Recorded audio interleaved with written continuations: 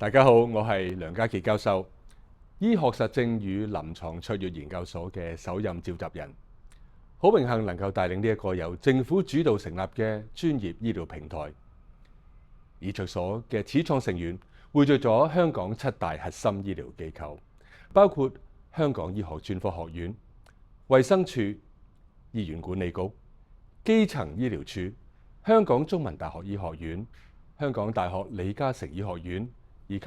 香港私家醫院聯會。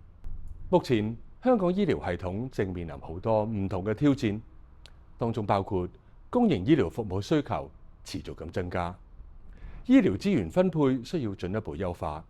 以及人口老化帶嚟嘅服務需求持續咁上升。最關鍵嘅係，而家本港缺乏一套公私營都共同適用嘅臨床指引，病人接受嘅治療方案往往取決於個別醫護人員嘅知識同埋經驗，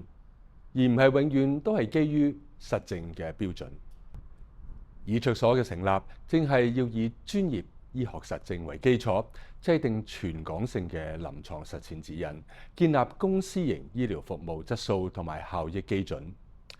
根據國際經驗，透過結合大量嘅實證分析，制定指引，我哋可以減少好多不必要或者甚至係欠缺效益嘅醫療程序，提升整體治療質素，降低公共醫療系統嘅負擔，而最重要嘅係可以令更多嘅病人受惠，得到最適合嘅治療。我哋會透過呢個平台，為醫護人員提供最新嘅臨床指引同埋治療基準，加強公眾教育，令市民更加了解各種疾病嘅標準治療方案。